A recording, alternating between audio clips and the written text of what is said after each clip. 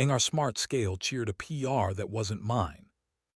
The scale applauded a stranger in our bathroom. I stepped on it at 6:41 a.m., expecting the usual number with the usual disappointment. Instead, the display lit with confetti I didn't earn and a message in the cheerful tyranny of wellness. New personal record, 82.3 kg. A little crown blinked. A name I hadn't seen lived above the praise, R. The scale has a memory and a mouth. It recognizes you by the way your feet distribute apology. It belongs to the same ecosystem as our watches, our phones, the sleep app that narrates our failure and calls it coaching. I stepped off. The crown stayed in its smug corner. I pressed the side button until history arrived. The last 8 weigh-ins scrolled past like a polite indictment. Myra, Mira, guest. R, R, R. Guest had a habit of becoming Roman in this house. I carried the scale to the kitchen like evidence and set it on the counter beside the basil that refuses to respect seasons. The display still showed the crown, as if the number had asked for a frame. Myra came in with a sweatshirt half on and a coffee mouth, hair up in the ugly clip I love because it makes her look like she forgot to armor up. She reached for a mug, saw the confetti, saw my face. "Your scale thinks we're a gym," I said. She didn't pretend not to read. She never pretends not to read. "It was in athlete mode for a minute," she said, setting the kettle down with too much care. "Who's the athlete?" I asked, and the basil tried to mine the moment for drama. She put her hands on the counter and didn't look away. "Roman," she said. "He weighed after a run because his watch asked him to, because everything in this house asks for proof." I looked at the crown like an idiot. It blinked its little loyalty at a man who doesn't live here.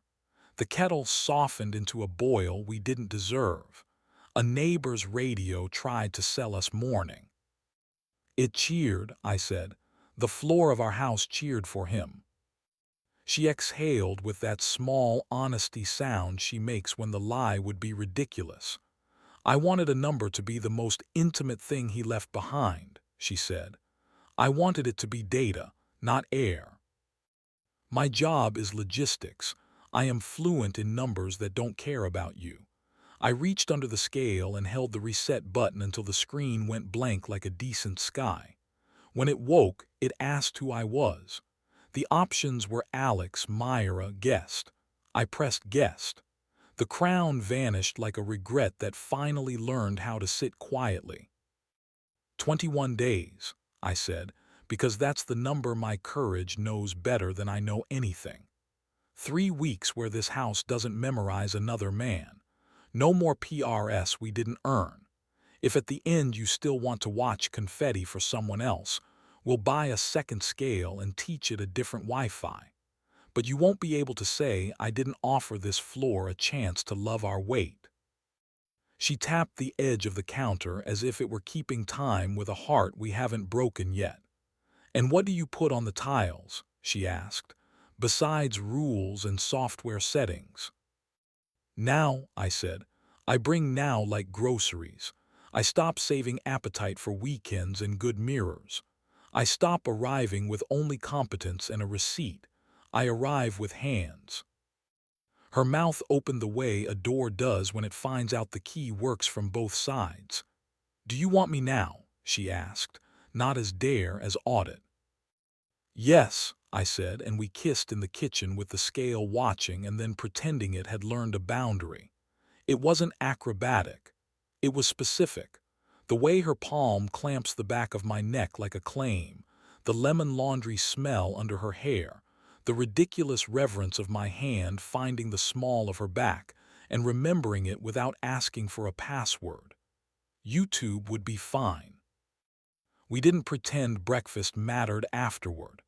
We ate toast we didn't deserve and wiped crumbs from each other's guilty mouths and didn't discuss the crown overmuch. The scale sat there meek, as if it had joined a religion and then repented. The practice was, as always, procedural because I am. We wrote the rules in the secret place you tape things inside your head. No new profiles on house devices. No guest unless the plumber is in socks. No therapy before kissing. No later unless we already picked a time. If jealousy knocks, it carries in the groceries or waits on the landing. Day 1, I failed and corrected. She texted a photo of the elevator mirror, hair in a sloppy knot, the caption a single syllable. Now. My thumbs wrote 15 while my spine said coming. I deleted the lie and walked home like a person who has decided to become the version of himself he's been describing.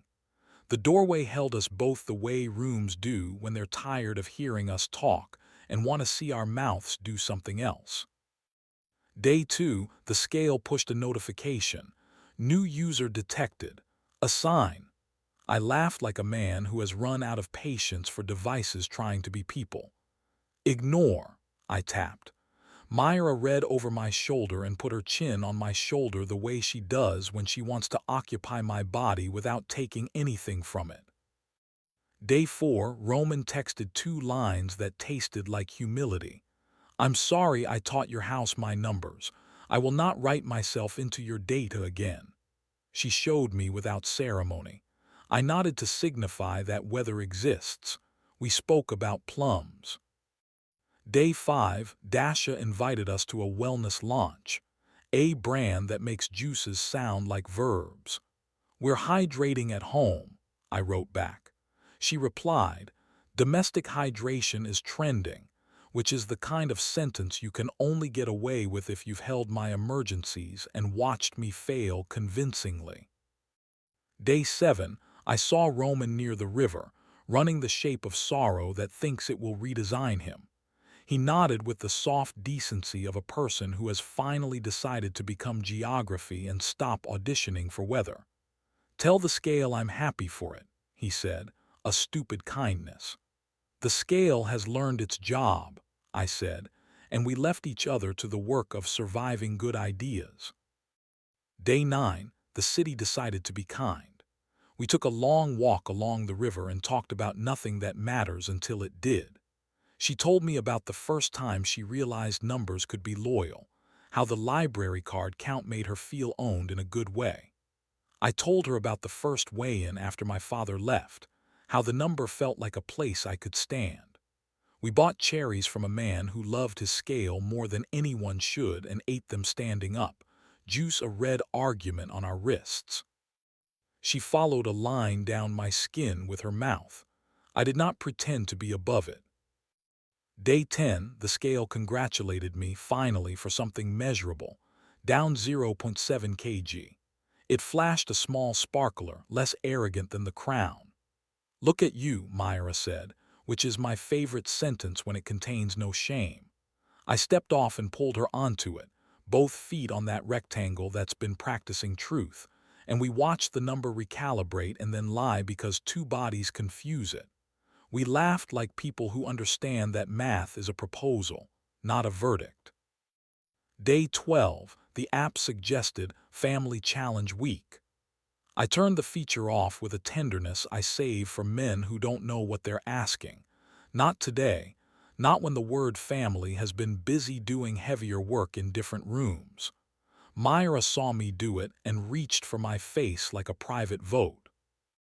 Day 14, we fought like amateurs and won like professionals. The subject was towels, the object was control, the verb was still us. Mid-sentence, I touched her hip and she touched my chest, and we forgot what the nouns had wanted and remembered what the bodies had meant.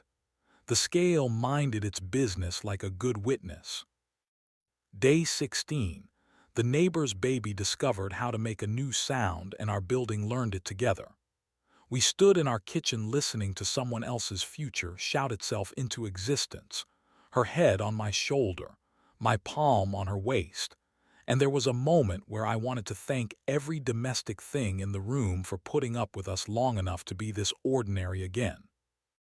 Day 18, she sent me a photo from the courtyard. 2 pairs of shoes on the mat, our mat, big and small, muddy and not. Home, she captioned it, and I knew better than to forward anything to anyone.